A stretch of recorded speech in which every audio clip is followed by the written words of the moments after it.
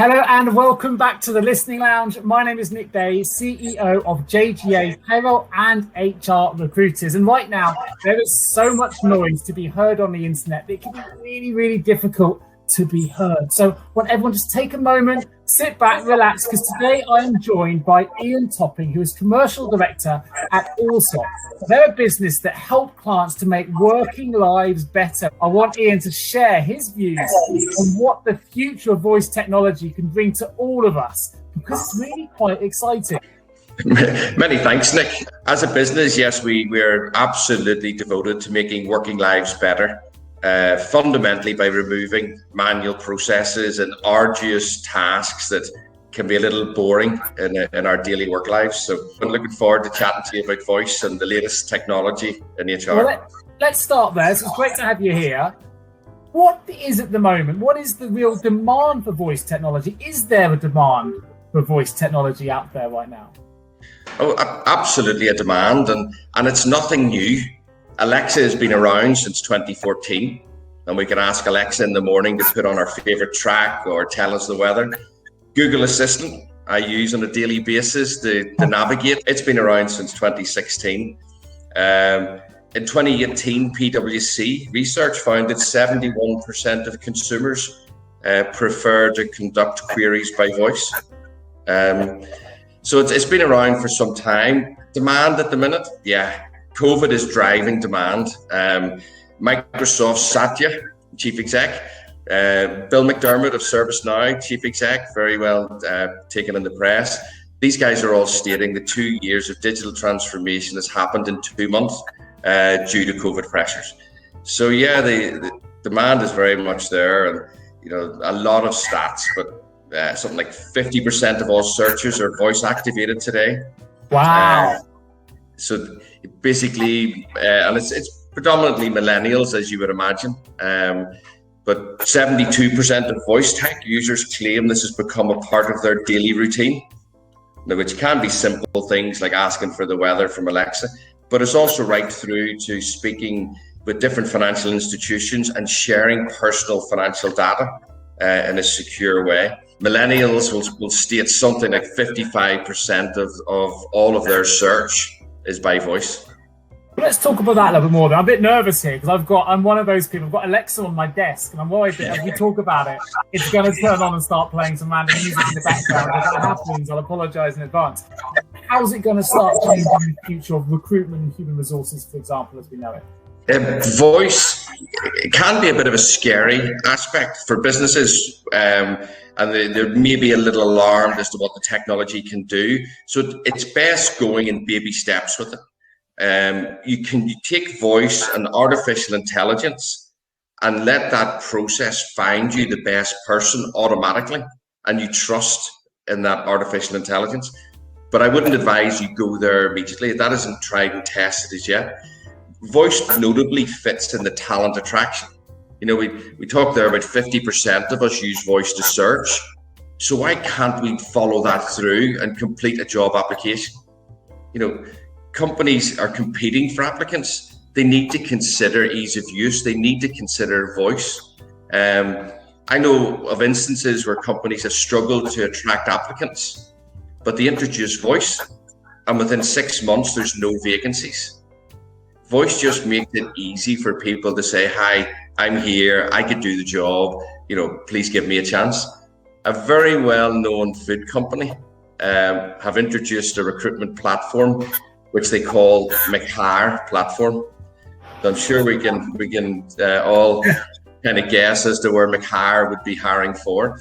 But it's designed as a fun method to acquire and fill low-level positions, typically with millennials. My daughter, if she was in the US, would be able to speak to McHire, find a role in her area, and then apply for that role and have HR then come back to her.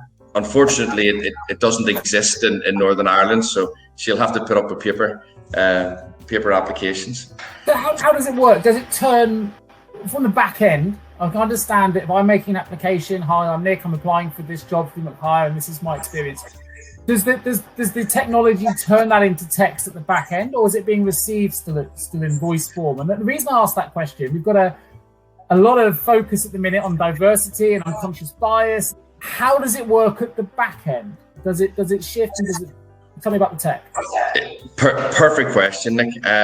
The voice is spun into text, and that text is then presented in exactly the format that companies have their application form in. Populates everything. Yeah. So if you have your header detail, then some questions, then some other question, whatever format you currently have your Word or your document application in, voice will populate that. And from an inclusion and diversity, absolutely. You know, we have an organization who has a very multilingual shop floor. A lot of these guys can't say multilingual. Their native tongue is not English. These guys can't speak English. So they basically get a friend who's Polish on this occasion to fill in about 30 applications on behalf of all their friends. Google and voice, and using Google technology, it offers over 100 languages. So hence you've got multilingual equality in the application process. You know, a candidate in their native tongue can use voice to search for the company. When they find the company, a little bit of navigation in the website to find the job. When they come on the job page and they see the role they want to apply for, they're then presented with a number of flags.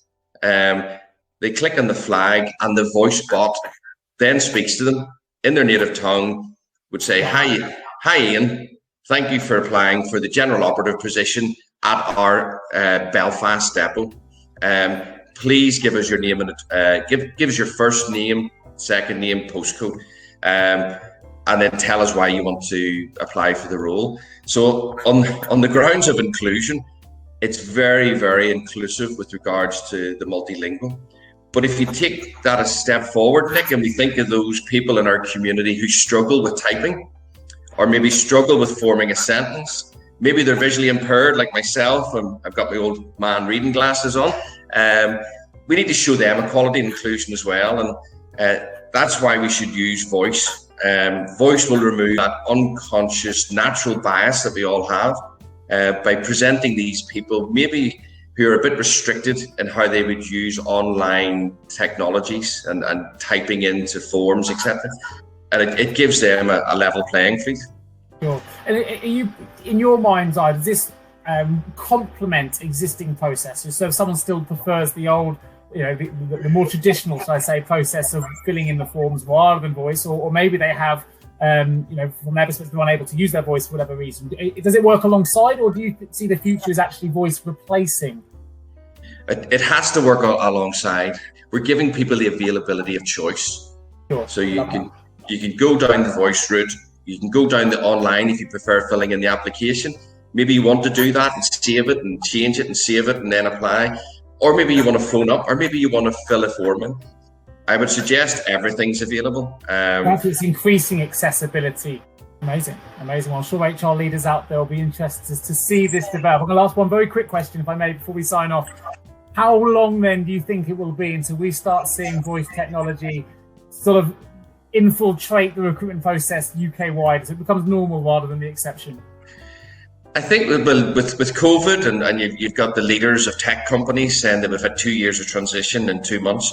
With that continued pressure and that continued impetus in the digital transformation, you would like to think that this will be coming, not quite mainstream, but will be coming online over the next 12 months. We have a number of organisations across Ireland who are struggling with attracting the multilingual sector, and that's their number one objective. Give us a multilingual voice application process so that we are in a position where we've got a big pipeline of applicants, and we can literally take down the vacancy board and make sure our business has the resource it needs as and when we need it.